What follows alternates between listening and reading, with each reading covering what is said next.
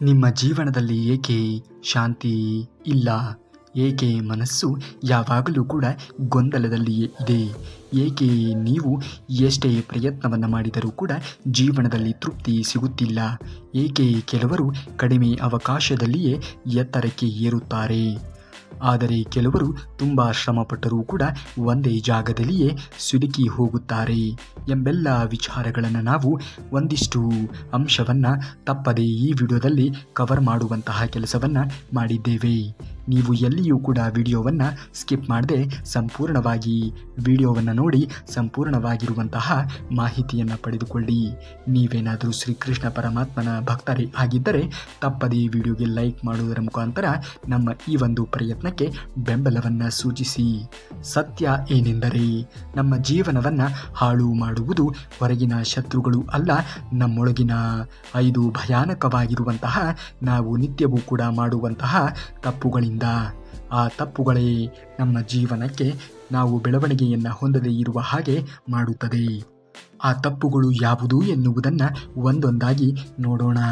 ಭಗವದ್ಗೀತೆಯಲ್ಲಿ ಶ್ರೀಕೃಷ್ಣನು ಹೇಳುವ ಮಹತ್ವದ ಸಂದೇಶ ಅದು ಏನೆಂದರೆ, ಮಾನವನು ತನ್ನ ಶತ್ರುನೂ ಕೂಡ ತಾನೇ, ತನ್ನ ರಕ್ಷಕನೂ ಕೂಡ ತಾನೇ. ನಾವು ಮಾಡುವ ಕೆಲವು ತಪ್ಪುಗಳು ನಮ್ಮ ಮಹಾನ್ ಶಾಂತಿಯನ್ನು ಕಸಿದುಕೊಳ್ಳುತ್ತದೆ. ನಾವು ಎಂದಿಗೂ ಕೂಡ ಇಂತಹ ತಪ್ಪುಗಳನ್ನು ಮಾಡುವುದಕ್ಕೆ ಹೋಗಲೇಬಾರದು. ನಮ್ಮ ಆತ್ಮವಿಶ್ವಾಸವನ್ನು ಒಡೆದು ಹಾಕುತ್ತದೆ, ನಮ್ಮ ಸಂಬಂಧಗಳನ್ನು ವಿಷಮಗೊಳಿಸುತ್ತದೆ ಮತ್ತು ನಿಧಾನವಾಗಿ ನಾವು ಜೀವನವನ್ನು ಹಾಳು ಮಾಡಿಕೊಂಡು ಬಿಡುತ್ತೇವೆ. ಇಂತಹ ತಪ್ಪುಗಳನ್ನು ಎಂದಿಗೂ ಕೂಡ ಜೀವನದಲ್ಲಿ ಮಾಡುವುದಕ್ಕೆ ಹೋಗಲೇಬಾರದು. ಜ್ಞಾನದಿಂದ ನಿಮ್ಮ ಜೀವನವನ್ನು ನೀವು ಹೇಗೆ ಕಟ್ಟಿಕೊಳ್ಳಬೇಕು, ಅಜ್ಞಾನದಿಂದ ನೀವು ಹೇಗೆ ಸರ್ವನಾಶವಾಗುತ್ತೀರಾ, ಅಂತಹ ದೊಡ್ಡ 5 ತಪ್ಪುಗಳನ್ನು ನೀವು ಜೀವನದಲ್ಲಿ ಎಂದಿಗೂ ಕೂಡ ಮಾಡಲೇಬಾರದು ಎನ್ನುವುದನ್ನು ನಾವು ಈ ವಿಡಿಯೋದಲ್ಲಿ ಒಂದಿಷ್ಟು ಉದಾಹರಣೆಯೊಂದಿಗೆ ತಿಳಿಸುವಂತಹ ಪ್ರಾಮಾಣಿಕವಾಗಿರುವಂತಹ ಪ್ರಯತ್ನವನ್ನು ಮಾಡಿದ್ದೇವೆ. ಬನ್ನಿ ವಿಡಿಯೋವನ್ನು ಪ್ರಾರಂಭಿಸೋಣ. ವಿಡಿಯೋವನ್ನು ಕೊನೆಯವರೆಗೂ ಕೂಡ ನೋಡಿ, ಏಕೆಂದರೆ ನಾಳೆ ನಿಮ್ಮ ಜೀವನ ಎನ್ನುವುದು ಸರಿ ಹೋಗಬೇಕು ಅನ್ನುವುದೇ ಆದರೆ ಒಂದಿಷ್ಟು ಕ್ಷಣ ನಿಮ್ಮ ಜೀವನಕ್ಕಾಗಿ ನೀವು ವ್ಯಯ ಮಾಡಬೇಕಾಗಿರುವುದು ಅತ್ಯವಶ್ಯಕ ಎನ್ನುವುದನ್ನು ಮರೆಯಲೇಬೇಡಿ. ಜೀವನ ಎನ್ನುವುದು ಒಂದು ಯುದ್ಧ ಭೂಮಿ ಇದ್ದಂತೆ. ಪ್ರತಿಯೊಬ್ಬರೂ ಕೂಡ ಹೊರಗೆ ನಗುತ್ತಿರಬಹುದು, ಆದರೆ ಒಳಗಡೆ ಹಲವು ಮೌನವಾಗಿ ಹಾರಾಡುತ್ತಲೇ ಇರುತ್ತಾರೆ. ಯಾರೋ ಹಣಕ್ಕಾಗಿ ಹಾರಾಡುತ್ತಿದ್ದಾರೆ, ಇನ್ಯಾರೋ ಸಂಬಂಧಕ್ಕಾಗಿ, ಇನ್ಯಾರೋ ಗೌರವಕ್ಕಾಗಿ, ಇನ್ಯಾರೋ ಆತ್ಮವಿಶ್ವಾಸಕ್ಕಾಗಿ, ಇನ್ಯಾರೋ ತಮ್ಮನ್ನೇ ಉಳಿಸಿಕೊಳ್ಳಲು ಹಾರಾಡುತ್ತಾ ಇರುತ್ತಾರೆ ಎನ್ನುವುದನ್ನು ನೀವು ಎಂದಿಗೂ ಕೂಡ ಮರೆಯಲೇಬೇಡಿ. ಹಾರಾಡುವುದರ ಜೊತೆಗೆ ನೀವು ಜೀವನದಲ್ಲಿ ಹೋರಾಡುವುದನ್ನು ಕೂಡ ಕಲಿಯುತ್ತಾ ಹೋಗುತ್ತೀರಾ. ಜೀವನದಲ್ಲಿ ಎಂತಹ ಯುದ್ಧ ಬರುತ್ತದೆ ಎಂದು ಯಾರೂ ಕೂಡ ಊಹೆ ಮಾಡುವುದಕ್ಕೆ ಸಾಧ್ಯವೇ ಇಲ್ಲ. ಅಂತಹ ಯುದ್ಧಗಳು ನಮ್ಮ ಜೀವನದಲ್ಲಿ ಮರುಕಳಿಸುತ್ತವೆ. ಅರ್ಜುನನು ಕೂಡ ಇದೇ ಪರಿಸ್ಥಿತಿಯಲ್ಲಿ ನಿಂತಿದ್ದ. ಅವನ ಕೈಯಲ್ಲಿ ಗಾಂಡೀವವಿತ್ತು, ಶಕ್ತಿ ಇತ್ತು, ಜ್ಞಾನವೂ ಕೂಡ ಇತ್ತು, ಆದರೆ ಮನಸ್ಸು ಕುಸಿದಿತ್ತು. ಅವನು ಯುದ್ಧ ಮಾಡಲು ಸಾಧ್ಯವಾಗಲಿಲ್ಲ. ಏಕೆ ಎನ್ನುವುದು ನಿಮಗೆ ಗೊತ್ತೇ? ಏಕೆಂದರೆ ಹೊರಗಿನ ಶತ್ರುಗಳಿಗಿಂತ ಒಳಗೆ ಇರುವಂತಹ ಗೊಂದಲವೇ ದೊಡ್ಡ ಶತ್ರು ಇದ್ದಂತೆ. ಗೊಂದಲವನ್ನು ಎಂದಿಗೂ ಕೂಡ ಜೀವನದಲ್ಲಿ ಸೃಷ್ಟಿಸಿಕೊಳ್ಳುವುದಕ್ಕೆ ಹೋಗಲೇಬೇಡಿ. ಆಗುವುದೆಲ್ಲ ಒಳ್ಳೆಯದೇ ಆಗುತ್ತದೆ. ಶ್ರೀಕೃಷ್ಣ ಪರಮಾತ್ಮನ ಮೇಲೆ ನಂಬಿಕೆಯನ್ನು ಇಟ್ಟು ನಿಮ್ಮ ಕೆಲಸ ಕಾರ್ಯಗಳಲ್ಲಿ ನಿರತರಾಗಿರಿ ಅಷ್ಟೇ. ಶ್ರೀಕೃಷ್ಣ ಪರಮಾತ್ಮನು ಹೇಳುತ್ತಾನೆ, ಜ್ಞಾನವೇ ಭಗವದ್ಗೀತೆ. ಎಂದಿಗೂ ಕೂಡ ಅದೇ ಗೀತೆಯ ಮಾತುಗಳು ನಮ್ಮ ಜೀವನದ ಪ್ರತಿಯೊಂದು ನೋವಿಗೂ ಕೂಡ ಉತ್ತರವನ್ನು ಕೊಡುತ್ತದೆ. ಆದರೆ ನಾವು ಆ ಮಾತುಗಳನ್ನು ಕೇಳುವುದಿಲ್ಲ. ನಾವು ನಮ್ಮ ಮನಸ್ಸಿನ ತಪ್ಪುಗಳ ಹಿಂದೆ ಓಡುತ್ತೇವೆ. ನಾವು ಎಂದಿಗೂ ಕೂಡ ತಪ್ಪುಗಳ ಹಿಂದೆ ಓಡುವುದಕ್ಕೆ ಹೋಗಲೇಬಾರದು. ಆದರೆ ಒಳ್ಳೆಯ ಕೆಲಸಗಳನ್ನು ಮಾಡಿ, ಕೆಟ್ಟ ಕೆಲಸಗಳನ್ನು ಎಂದಿಗೂ ಕೂಡ ಮಾಡುವುದಕ್ಕೆ ಹೋಗಲೇಬೇಡಿ. ಏಕೆಂದರೆ ಕೆಟ್ಟದ್ದರ ಪರಿಣಾಮ ಎನ್ನುವುದು ಘನಘೋರಕರವಾಗಿ ಇರುತ್ತದೆ ಎನ್ನುವುದನ್ನು ಮರೆಯಲೇಬೇಡಿ. ಮೊದಲನೆಯದಾಗಿ ನಾನು ಏನು ಹೇಳಲು ಬಯಸುತ್ತೇನೆ ಅಂದರೆ, ತಪ್ಪು ಎಲ್ಲವನ್ನೂ ಕೂಡ ನಾಳೆಗೆ ಹಾಕುವುದು ಆಲಸ್ಯ ಮತ್ತು ಮುಂದೂಡುವ ಸ್ವಭಾವ. ನಾಳೆ ಮಾಡುತ್ತೇವೆ ಎಂಬ ಒಂದೇ ಒಂದು ಮಾತು ಹಲವರ ಕನಸುಗಳನ್ನು ಸಮಾಧಿ ಮಾಡಿದೆ. ನಿಮ್ಮ ಜೀವನ ಎನ್ನುವುದು ಹಾಳಾಗುವುದು ಇದೇ ಒಂದು ಕಾರಣದಿಂದಾಗಿ. ನಾಳೆ ಮಾಡಬೇಕಾಗಿರುವಂತಹ ಕೆಲಸವನ್ನು ಇಂದು ಮಾಡಿ. ಇಂದು ಮಾಡಬೇಕಾಗಿರುವಂತಹ ಕೆಲಸವನ್ನು ಈ ಕ್ಷಣದಲ್ಲಿಯೇ ಪ್ರಾರಂಭ ಮಾಡುವುದನ್ನು ನೋಡಿ. ಅಂದಾಗ ಮಾತ್ರ ನಿಮ್ಮ ಜೀವನ ಎನ್ನುವುದು ಸಲೀಸಾಗಿ ಸುಗಮಯವಾಗಿ ಸಾಗುವುದಕ್ಕೆ ಸಾಧ್ಯವಾಗುತ್ತದೆ. ಓದು ನಾಳೆಯಿಂದ, ವ್ಯಾಯಾಮ ನಾಳೆಯಿಂದ, ಕೆಲಸ ನಾಳೆಯಿಂದ, ಪ್ರಾರ್ಥನೆ ನಾಳೆಯಿಂದ, ಉತ್ತಮ ಜೀವನ ನಾಳೆಯಿಂದ. ಆದರೆ ಸತ್ಯ ಏನೆಂದರೆ ನಾಳೆ ಎಂದಿಗೂ ಕೂಡ ಬರುವುದಿಲ್ಲ, ಬರುವುದೊಂದೇ ಇಂದು ಮಾತ್ರ. ಇಂದು ನೀನು ಸರಿಯಾದ ರೀತಿಯಲ್ಲಿ ಸಮಯವನ್ನು ವಿನಿಯೋಗ ಮಾಡಿದಾಗ ಮಾತ್ರ ಜೀವನದಲ್ಲಿ ನಾಳೆ ಎನ್ನುವುದು ಸುಗಮಯವಾಗಿ ಇರುವುದಕ್ಕೆ ಸಾಧ್ಯವಾಗುತ್ತದೆ. ನಾಳೆಯ ಚಿಂತೆ ಬಿಟ್ಟು ಬಿಡು. ಇಂದು ಏನು ಇದೆಯೋ ಅದರ ಬಗ್ಗೆ ಮಾತ್ರ ಯೋಚನೆಯನ್ನು ಮಾಡು. ಇಂದಿನದ್ದನ್ನು ಸರಿಯಾದ ರೀತಿಯಲ್ಲಿ ನೀನು ಬಳಸಿಕೊಂಡಾಗ ಮಾತ್ರ ನಿನ್ನ ಜೀವನ ಎನ್ನುವುದು ಸುಗಮಯವಾಗಿ ಸಾಗುವುದಕ್ಕೆ ಸಾಧ್ಯವಾಗುತ್ತದೆ. ಕರ್ಮಣ್ಯೇವಾಧಿಕಾರಸ್ಥೆ, ನಿನ್ನ ಹಕ್ಕು ಕರ್ಮದಲ್ಲಿ ಇದೆ, ಫಲದಲ್ಲಿ ಅಲ್ಲ. ಅದರ ಅರ್ಥ ನೀನು ಈಗ ಮಾಡಬೇಕಾದಂತಹ ಕೆಲಸಗಳನ್ನು ಈಗಲೇ ಮಾಡು. ಫಲದ ಭಯ, ಸೋಲಿನ ಭಯ, ಆಲಸ್ಯ ಇವೆಲ್ಲವನ್ನ ಬಿಟ್ಟು ಕಾರ್ಯಕ್ಕೆ ಇಳಿದು ಬಿಡು. ಆಗ ಖಂಡಿತವಾಗಿಯೂ ಕೂಡ ಆಗುವುದೆಲ್ಲ ಒಳ್ಳೆಯದೇ ಆಗುತ್ತದೆ. ವಾಸ್ತವಿಕತೆಯನ್ನು ಒಪ್ಪಿಕೊಳ್ಳುವುದನ್ನು ಮೊದಲು ಕಲಿತುಕೋ. ಜೀವನ ಎನ್ನುವುದು ಎಲ್ಲವನ್ನ ಕಲಿಸಿಕೊಡುತ್ತದೆ ಎನ್ನುವುದನ್ನು ಮರೆಯಲೇಬೇಡ. ನಿಜ ಜೀವನದ ಉದಾಹರಣೆ ನಾವು ತೆಗೆದುಕೊಳ್ಳುವುದೇ ಆದರೆ ನಾವು ತುಂಬ ಸ್ಪರ್ಧಾತ್ಮಕ ಪರೀಕ್ಷೆಗಳನ್ನು ಬರೆಯುತ್ತೇವೆ. ಆದರೆ ಬರೆಯುವಂತಹ ಎಲ್ಲ ಪರೀಕ್ಷೆಗಳಲ್ಲಿಯೂ ಕೂಡ ನಾವು ಯಶಸ್ಸನ್ನು ಪಡೆದುಕೊಳ್ಳುವುದಕ್ಕೆ ಸಾಧ್ಯವೇ ಆಗುವುದಿಲ್ಲ. ಆದರೆ ಖಂಡಿತವಾಗಿಯೂ ಕೂಡ ಪ್ರಯತ್ನ ಎನ್ನುವುದು ನಿರಂತರವಾಗಿ ಇದ್ದಾಗ ಖಂಡಿತ ಒಂದಲ್ಲ ಒಂದು ದಿನ ನಾವು ಅಂದುಕೊಂಡಂತಹ ಸ್ಪರ್ಧಾತ್ಮಕ ಪರೀಕ್ಷೆಯಲ್ಲಿಯೇ ನಾವು ಜಯಭೇರಿಯನ್ನು ಸಾಧಿಸಬಹುದು. ಒಂದು ಸಮಸ್ಯೆ, ಅವನು ಪ್ರತಿದಿನ ಹೇಳುತ್ತಾನೆ, ಇಂದು ಸ್ವಲ್ಪ ವಿಶ್ರಾಂತಿ, ನಾಳೆಯಿಂದ ನಾವು ಸೀರಿಯಸ್ ಆಗಿ ನಾವು ಅಂದುಕೊಂಡಂತಹ ಕೆಲಸವನ್ನು ಮಾಡಿ ಮುಗಿಸಬೇಕು ಎಂದು. ಖಂಡಿತವಾಗಿಯೂ ಕೂಡ ಮಾಡೋಣ. ಆದರೆ ನಾಳೆ ಎನ್ನುವುದನ್ನು ಬಿಟ್ಟು ಇಂದಿನಿಂದಲೇ ನಾವು ಶುರು ಮಾಡೋಣ. ಅಂದಾಗ ಮಾತ್ರ ಬದುಕಿನಲ್ಲಿ ನಾವು ಅಂದುಕೊಂಡಂತಹ ಪರೀಕ್ಷೆಯನ್ನಾಗಲಿ ಅಂದುಕೊಂಡಂತಹ ಸಮಸ್ಯೆಯನ್ನು ನಿವಾರಿಸುವುದಾಗಲಿ ಮಾಡುವುದಕ್ಕೆ ಸಾಧ್ಯವಾಗುತ್ತದೆ. ಅದೃಷ್ಟದ ಮೇಲೆ ನಂಬಿಕೆಯನ್ನು ಇಟ್ಟುಕೊಳ್ಳುವುದಕ್ಕೆ ಹೋಗಲೇಬೇಡಿ. ನೀವು ನಿಮ್ಮ ಕೆಲಸ ಕಾರ್ಯದ ಮೇಲೆ ನಂಬಿಕೆಯನ್ನು ಇಟ್ಟುಕೊಳ್ಳುವುದನ್ನು ನೋಡಿ. ಖಂಡಿತವಾಗಿಯೂ ಕೂಡ ಆಗುವುದೆಲ್ಲ ಒಳ್ಳೆಯದೇ ಆಗುತ್ತದೆ. ದೇವರ ಮೇಲೆ ನಂಬಿಕೆ ಇರಲಿ. ನೀವು ಮಾಡುತ್ತಿರುವಂತಹ ಕೆಲಸದ ಮೇಲೆ ನಂಬಿಕೆ ಎನ್ನುವುದು ಇರಲಿ. ಎಲ್ಲವೂ ಕೂಡ ಒಳ್ಳೆಯದೇ ಆಗುತ್ತದೆ. ಸಂಬಂಧಗಳ ಮೇಲೆ ಅತಿಯಾದ ವಿಶ್ವಾಸ ಎನ್ನುವುದು ಇಟ್ಟುಕೊಳ್ಳುವುದಕ್ಕೆ ಹೋಗಲೇಬೇಡಿ. ಇಂದಿನ ಸಂಬಂಧಗಳು ತುಂಬಾ ವಿಪರೀತವಾಗಿ ಬದಲಾಗಿದ್ದಾರೆ. ಅವರಿಂದ ಅಥವಾ ನಿಮ್ಮಿಂದ ಅವರಿಗೆ ಆಗಬೇಕಾಗಿರುವಂತಹ ಕೆಲಸ ಆದರೆ ಮಾತ್ರ ಎಲ್ಲರೂ ಕೂಡ ನಾ ಮುಂದೆ ತಾ ಮುಂದೆ ಎಂದು ಬರುತ್ತಾರೆ. ಅದೇ ಅವರಿಗೆ ಆಗಬೇಕಾಗಿರುವಂತಹ ಕೆಲಸ ನಿಮ್ಮಿಂದ ಆಗುವುದಿಲ್ಲ ಎಂದು ಅರಿವು ಆಗುತ್ತದೆಯೋ ಆ ಕ್ಷಣದಿಂದಲೇ ಅವರು ನಿಮ್ಮನ್ನು ತೊರೆದು ಹೋಗುತ್ತಾರೆ. ಸಂಬಂಧಗಳು ಹಾಳಾಗುತ್ತವೆ. ಏಕೆಂದರೆ ನಂತರ ಮಾತನಾಡುವ ಎನ್ನುತ್ತೇವೆ. ಹಣಕಾಸಿನ ಸ್ಥಿತಿ ಹಾಳಾಗುತ್ತದೆ. ಏಕೆಂದರೆ ಮುಂದೆ ಉಳಿಸೋಣ ಎಂದು ಸುಮ್ಮನೆ ಆಗುತ್ತೇವೆ. ಭಕ್ತಿ ಎನ್ನುವುದು ಹಾಳಾಗುತ್ತದೆ. ಏಕೆಂದರೆ ವಯಸ್ಸಾದ ಮೇಲೆ ದೇವರನ್ನ ನೆನಪಿಸಿಕೊಳ್ಳೋಣ ಎನ್ನುತ್ತೇವೆ. ಎಂದಿಗೂ ಕೂಡ ಬೇರೆಯವರನ್ನಾಗಲಿ ಅಥವಾ ನಾಳೆ ಮಾಡಿದ್ದರೆ ಆಯಿತು ಎಂದು ತಿಳಿದುಕೊಳ್ಳುವುದು ಆಗಲಿ ಎಂದಿಗೂ ಕೂಡ ಮಾಡಲೇಬೇಡಿ. ಈ ಕ್ಷಣ ಎನ್ನುವುದು ವಜ್ರದಂತೆ. ಈ ಕ್ಷಣವನ್ನು ಸರಿಯಾದ ರೀತಿಯಲ್ಲಿ ನೀವು ಬಳಸಿಕೊಂಡಾಗ ಮಾತ್ರ ನಾಳೆ ಎನ್ನುವುದು ಉಜ್ವಲವಾಗುವುದಕ್ಕೆ ಸಾಧ್ಯವಾಗುತ್ತದೆ. ನೀವು ನಾಳೆ ಮಾಡಿದ್ದರಾಯಿತು ಎಂದು ಹಾಕುವಂತಹ ಪ್ರತಿಯೊಂದು ಕೆಲಸವೂ ಕೂಡ ಇಂದು ನಿಮ್ಮನ್ನು ಸರಿಯಾದ ರೀತಿಯಲ್ಲಿ ಸಮಯವನ್ನು ವಿನಿಯೋಗ ಮಾಡುವುದಕ್ಕೆ ಬಿಡುವುದೇ ಇಲ್ಲ. ಸರಿಯಾದ ಕೆಲಸವನ್ನು ಸರಿಯಾದ ಸಮಯದಲ್ಲಿ ಮಾಡಿ ಮುಗಿಸಬೇಕು. ಅಂದಾಗ ಮಾತ್ರ ನಾಳೆ ಎನ್ನುವುದು ಉಜ್ವಲವಾಗಿ ಇರುವುದಕ್ಕೆ ಸಾಧ್ಯವಾದೀತು. ಇಂದು ಸರಿಯಾದ ರೀತಿಯಲ್ಲಿ ಬಳಕೆಯಾಗಬೇಕು ಸಮಯ ಎನ್ನುವುದು. ನಾಳೆ ನಾಳೆ ಎನ್ನುವುದು ಮನೆ ಹಾಡು ಎನ್ನುವುದನ್ನು ನೀವು ಎಂದಿಗೂ ಕೂಡ ಮರೆಯಲೇಬೇಡಿ. ಇಂದು ನಮ್ಮದು, ಇಂದು ಮಾತ್ರ ಜೀವಿಸೋಣ. ನಿಮ್ಮ ಯಾವ ಕೆಲಸ ದೊಡ್ಡದಾಗಿ ಕಂಡರೂ ಕೂಡ ನಾನು ಅದನ್ನು ಕೇವಲ 5 ನಿಮಿಷದಲ್ಲಿಯೇ ಮಾಡುತ್ತೇನೆ ಎಂದು ಆರಂಭಿಸಿ. ಪರಿಪೂರ್ಣತೆ ಎನ್ನುವುದು ಬೇಡ, ಆರಂಭ ಎನ್ನುವುದು ಬೇಕಾಗುತ್ತದೆ. ಇಲ್ಲಿ ಯಾರೂ ಕೂಡ ಪರಿಪೂರ್ಣರು ಅಲ್ಲ.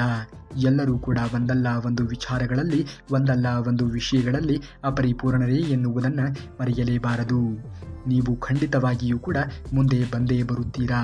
ಯಾರೋ ಹೇಳಿದರು ಎಂದು ತಲೆಕೆಡಿಸಿಕೊಳ್ಳುವುದಕ್ಕೆ ಹೋಗಲೇಬೇಡಿ. ನಿಮ್ಮ ಆತ್ಮವಿಶ್ವಾಸದ ಮೇಲೆ ನಿಮಗೆ ನಂಬಿಕೆ ಇದ್ದರೆ ಸಾಕು. ಬೆಳಗ್ಗೆ ಮೊದಲ ಕೆಲಸವೇ ಮುಖ್ಯ. ನಿಮ್ಮ ಜೀವನ ಎನ್ನುವುದು ಬದಲಿಸುವ ಕೆಲಸವನ್ನು ಬೆಳಗಿನಿಂದಲೇ ಶುರು ಮಾಡಿ. ಅದು ಓದುವ ಹವ್ಯಾಸವೇ ಆಗಿರಬಹುದು, ಪ್ರಾರ್ಥನೆಯೇ ಆಗಿರಬಹುದು, ವ್ಯಾಯಾಮವೇ ಆಗಿರಬಹುದು. ಮೊದಲ ತಪ್ಪು ಆಲಸ್ಯ. ಇದರಿಂದ ನಿಮ್ಮ ಭವಿಷ್ಯವೇ ನಾಶವಾಗುತ್ತದೆ. ಈಗ ನಾವು ಮಾಡುವ ಎರಡನೇ ತಪ್ಪು ಇನ್ನೂ ಭಯಾನಕವಾಗಿ ಇರುತ್ತದೆ. ಜೀವನದಲ್ಲಿ ಮೊದಲು ನಾವು ಏಳುವ ಮೊದಲು ಏನನ್ನ ಮಾಡಬೇಕು, ಏನನ್ನ ಮಾಡಬಾರದು ಎನ್ನುವುದನ್ನು ಈ ಮೊದಲೇ ನಾವು ನಿರ್ಧಾರ ಮಾಡಿರಬೇಕು. ನಾಳೆಯ ಕೆಲಸದ ನಾವು ಸಮಯ ಸಂದರ್ಭಕ್ಕೆ ಅನುಗುಣವಾಗಿ ಯಾವ ಕೆಲಸವನ್ನು ಮಾಡಬೇಕು, ಯಾವ ಕೆಲಸವನ್ನು ಮಾಡಬಾರದು ಎನ್ನುವುದನ್ನು ಮೊದಲು ಅರಿತುಕೊಂಡು ಜೀವನವನ್ನು ನಿರ್ವಹಿಸಬೇಕು. ತದನಂತರದಲ್ಲಿ ಅದನ್ನು ಜೀವನದಲ್ಲಿ ಅಳವಡಿಸಿಕೊಳ್ಳಬೇಕು. ಇತರರ ಜೊತೆಗೆ ನಿಮ್ಮನ್ನು ಹೋಲಿಕೆ ಮಾಡಿಕೊಳ್ಳುವುದು ನಿಮ್ಮ ಜೀವನದ ತಪ್ಪು. ದೊಡ್ಡ ವಿಷಯವೂ ಕೂಡ ಯಾವುದು ಕೂಡ ಇರುವುದಿಲ್ಲ. ನಾವು ಅದನ್ನು ಹೇಗೆ ತೆಗೆದುಕೊಳ್ಳುತ್ತೇವೆ ಅನ್ನುವುದರ ಮೇಲೆ ಅದು ಅವಲಂಬಿತವಾಗಿರುತ್ತದೆ. ನಾಳೆ ಎನ್ನುವುದು ಹಾಳು. ಇಂದು ಮಾಡಬೇಕಾಗಿರುವ ಕೆಲಸವನ್ನು ಹಿಂದೆ ಮಾಡಿ ಮುಗಿಸುವುದನ್ನು ನೋಡಬೇಕು. ಸತ್ಯವೇ ಆಗಲಿ, ಧರ್ಮವೇ ಆಗಲಿ, ಯಾರಿಗೂ ಕೂಡ ಅದು ಬೇಕಾಗಿಲ್ಲ. ಯಾರು ಅಸತ್ಯದಿಂದ ಮಾತನಾಡುತ್ತಾರೆ, ಯಾರು ಮುಂದೆ ಒಂದು ರೀತಿಯಲ್ಲಿ ಹಿಂದೆ ಇನ್ನೊಂದು ರೀತಿಯಲ್ಲಿ ಇರುತ್ತಾರೆಯೋ ಅಂತಹ ನಂಬಿಕೆ ದ್ರೋಹಿಗಳನ್ನೇ ಇಂದಿನ ಜನರು ನಂಬುತ್ತಾರೆ. ಅಂಥವರ ಬಗ್ಗೆಯೇ ಯೋಚನೆಗಳನ್ನು ಮಾಡುತ್ತಾರೆ, ಅಂಥವರನ್ನೇ ಕಣ್ಣು ಮುಚ್ಚಿ ನಂಬುತ್ತಾರೆ. ಆದರೆ ಎಂದಿಗೂ ಕೂಡ ಅಂಥವರಿಗೆ ಶಾಶ್ವತವಾಗಿರುವಂತಹ ಪರಿಹಾರ ಎನ್ನುವುದು ಸಿಗುವುದೇ ಇಲ್ಲ. ಇದೇ ಯೋಚನೆ ನಿಧಾನವಾಗಿ ನಮ್ಮ ಮನಸ್ಸನ್ನು ಒಡೆದು ಹಾಕುತ್ತದೆ. ಪ್ರತಿಯೊಬ್ಬರ ಧರ್ಮ, ಪ್ರಯಾಣ, ಸಮಯ, ಫಲ ವಿಭಿನ್ನ. ಇತರರ ಜೀವನವನ್ನು ಅನುಸರಿಸಿ ಬದುಕುವುದಕ್ಕಿಂತ ನಿನ್ನ ದಾರಿಯಲ್ಲಿಯೇ ಬದುಕುವುದು ಶ್ರೇಷ್ಠ ಎನ್ನುವುದನ್ನು ಮರೆಯಲೇಬೇಡಿ. ಆಗುವುದೆಲ್ಲ ಒಳ್ಳೆಯದೇ ಆಗುತ್ತದೆ. ಜೀವನದಲ್ಲಿ ಯಾರಾದರೂ ಬೇಗನೆ ಬೆಳೆದಿದ್ದಾರೆ ಅಂದರೆ ಅದರ ಅರ್ಥ ನೀವು ಕತ್ತಲೆಯಲ್ಲಿ ಇದ್ದೀರಿ ಎಂದು ಅರ್ಥವಲ್ಲ. ನಿಮ್ಮ ಸೂರ್ಯೋದಯಕ್ಕೆ ನಿಮ್ಮದೇ ಸಮಯವಿದೆ. ಇದು ನೀವು ಬಳಸಿಕೊಳ್ಳಬೇಕು. ಜೀವನದಲ್ಲಿ ಮುಂದೆ ಬರುವುದನ್ನು ನೋಡಬೇಕು. ಯಾರೋ ಏನೋ ಹೇಳುತ್ತಿದ್ದಾರೆ ಎಂದು ತಲೆಯನ್ನು ಕೆಡಿಸಿಕೊಳ್ಳುವುದಕ್ಕೆ ಹೋಗಲೇಬಾರದು. ಅವರಿಗೆ ಎಷ್ಟು ಸಮಯ ಎನ್ನುವುದು ಇರುತ್ತದೆಯೋ ನಿಮಗೂ ಕೂಡ ಅಷ್ಟೇ ಸಮಯ ಇರುತ್ತದೆ ಎನ್ನುವುದನ್ನು ಎಂದಿಗೂ ಕೂಡ ಮರೆಯಬೇಡಿ. ಖಂಡಿತವಾಗಿಯೂ ಕೂಡ ಆಗುವುದೆಲ್ಲ ಒಳ್ಳೆಯದೇ ಆಗುತ್ತದೆ. ಶ್ರೀಕೃಷ್ಣ ಪರಮಾತ್ಮನನ್ನು ನಂಬಿ ಮಾಡುವ ಕೆಲಸವನ್ನು ಮಾಡುತ್ತಾ ಮುಂದುವರಿಯುವುದನ್ನು ನೋಡಿ. ಆಗ ಖಂಡಿತವಾಗಿಯೂ ಕೂಡ ನಿಮ್ಮ ಜೀವನದಲ್ಲಿ ಒಳ್ಳೆಯ ಸಮಯ ಎನ್ನುವುದು ಬಂದೇ ಬರುತ್ತದೆ. ಶ್ರೀಕೃಷ್ಣ ಪರಮಾತ್ಮ ಎನ್ನುವವನು ಯಾರಿಗೂ ಕೂಡ ದ್ರೋಹವನ್ನು ಮಾಡುವುದಕ್ಕೆ ಬಿಡುವುದೇ ಇಲ್ಲ. ಅಗತ್ಯವಿಲ್ಲದ ಕಡೆ ಇಲ್ಲ ಎಂದು ಹೇಳಿ. ಎಲ್ಲ ಕೆಲಸಗಳು ಒತ್ತಾಯಕ್ಕಾಗಿ ಒಪ್ಪಿಕೊಳ್ಳುವುದಕ್ಕೆ ಹೋಗಲೇಬೇಡಿ. ಸ್ವಾಭಿಮಾನ ನಿಮ್ಮ ಆಭರಣ. ಯಾರ ಮುಂದೆಯೂ ಕೂಡ ಬೇಡಿಕೊಂಡು ಗೌರವವನ್ನು ಪಡೆಯುವುದಕ್ಕೆ ಹೋಗಬೇಡಿ. ಎಲ್ಲವನ್ನ ಹಂಚಿಕೊಳ್ಳಬೇಡಿ. ನಿಮ್ಮ ವೈಯಕ್ತಿಕ ವಿಚಾರಗಳನ್ನು ಎಲ್ಲರ ಮುಂದೆ ಇಡಬೇಡಿ. ನಿಮ್ಮ ಗುರಿ ನಿಮ್ಮ ಮೇಲೆ ನೀವು ಇಟ್ಟಾಗ ಮಾತ್ರ ಬದುಕಿನಲ್ಲಿ ಮುಂದೆ ಬರುವುದಕ್ಕೆ ಸಾಧ್ಯವಾಗುತ್ತದೆ. ನಿಮ್ಮನ್ನು ನೀವು ಪ್ರತಿಯೊಂದು ದಿನವೂ ಕೂಡ ಒಂದಲ್ಲ ಒಂದು ವಿಚಾರಗಳತ್ತ ಹೊಸ ಪ್ರಯತ್ನ ಎನ್ನುವುದು ಇರಬೇಕು. ನಿಮ್ಮ ಸುತ್ತಮುತ್ತಲಿನ ಜಾಗರೂಕರಾಗಿ ಇರುವುದನ್ನು ನೋಡಿ. ಏಕೆಂದರೆ ನಿಮ್ಮ ಸುತ್ತಮುತ್ತಲೂ ಇರುವಂತಹ ವಾತಾವರಣ ತುಂಬಾ ಅವಶ್ಯಕವಾಗುತ್ತದೆ. ನಾಟಕ ಮಾಡುವ ಜನರನ್ನು ದೂರಾಗಿಡಿ. ಸುಳ್ಳು ಮೆಚ್ಚುಗೆ ಕೊಡುವವರು ನಿಮ್ಮ ಬೆಲೆ ಕಡಿಮೆ ಮಾಡುತ್ತಾರೆ. ನೀವು ಯಾರು ಎನ್ನುವುದನ್ನು ಮರೆಯಬೇಡಿ. ನಿಮ್ಮ ಗೌರವ ಎನ್ನುವುದನ್ನು ಎಂದಿಗೂ ಕೂಡ ಕಳೆದುಕೊಳ್ಳಬೇಡಿ. ಯಾವ ಜಾಗದಲ್ಲಿ ನಿಮಗೆ ಮಹತ್ವ ಎನ್ನುವುದು ಇರುವುದಿಲ್ಲವೋ ಯಾವಾಗಲೂ ಕೂಡ ಅಂತಹ ಜಾಗದಲ್ಲಿ ಮೌನವಾಗಿ ಇರಬೇಕು. ತುಂಬ ಒಳ್ಳೆಯವರಾಗುವುದಕ್ಕೆ ಹೋಗಬೇಡಿ. ಇಲ್ಲ ಅಂದರೆ ಜನರು ನಿಮ್ಮನ್ನು ಹುಚ್ಚರು ಮತ್ತು ಮೂರ್ಖರು ಎಂದು ತಿಳಿದುಕೊಳ್ಳುತ್ತಾರೆ. ಪ್ರೀತಿಗಾಗಿ ಸಮಯಕ್ಕಾಗಿ ಯಾರ ಮುಂದೆಯೂ ಕೂಡ ಭಿಕ್ಷೆ ಬೇಡಬೇಡಿ. ನಿಮ್ಮ ಪ್ರೀತಿ ಮತ್ತು ಕೋಪವನ್ನು ನಿಮ್ಮ ಪ್ರೀತಿ ಪಾತ್ರರಿಗೆ ಅಷ್ಟೇ ವಿನಿಯೋಗವನ್ನು ಮಾಡಿ. ವೇಗವಾಗಿ ಮಾತನಾಡುವುದು.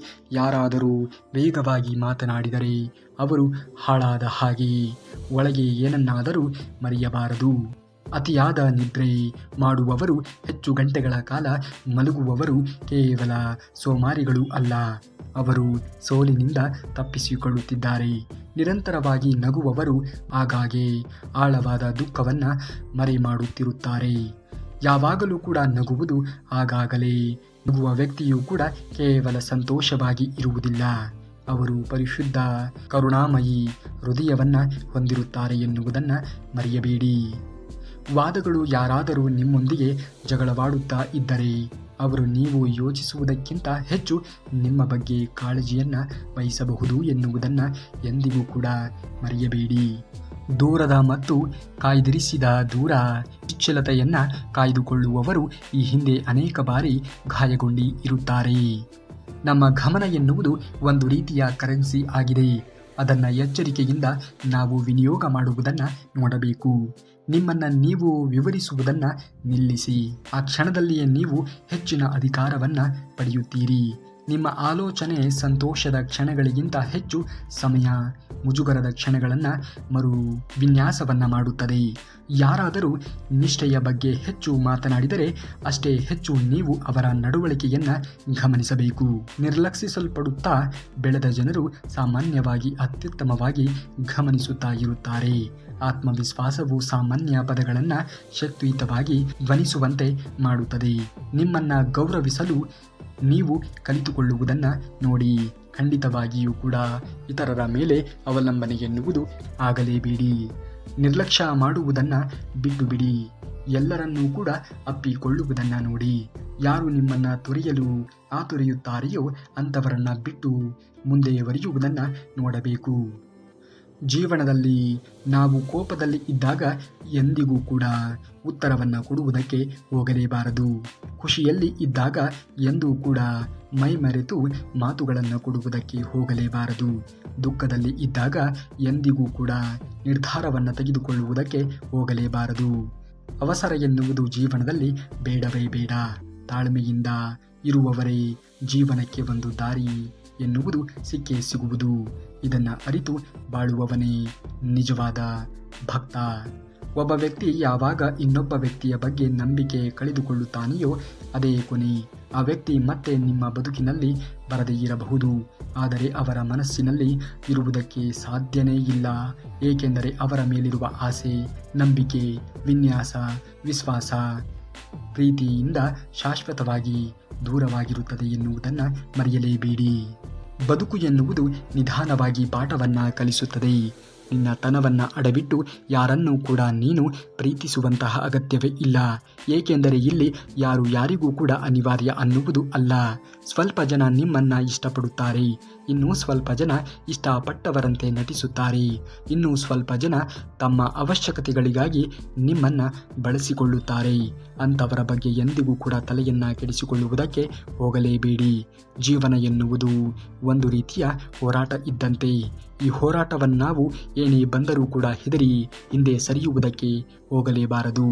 ಅತಿಯಾದ ಸಾಲದ ಚಿಂತೆಯಿಂದ ಮುಳುಗುತ್ತಿರುವವ ಭಗವದ್ಗೀತೆಯ 2ನೇ ಅಧ್ಯಾಯದ 47ನೆಯ ಶ್ಲೋಕದಂತೆ ಫಲಿತಾಂಶದ ಸಾಲ ಯಾವಾಗ ತೀರುತ್ತದೆ ಎಂಬ ಆತಂಕವನ್ನು ಕೃಷ್ಣನಿಗೆ ಅರ್ಪಿಸಿ ಕೇವಲ ಇಂದಿನ ಕರ್ಮದ ಕಡೆಗೆ ಮಾತ್ರ ಗಮನವನ್ನು ಹರಿಸಿ ಧೃತಿಗೆಡದೆ ದುಡಿಯಿರಿ.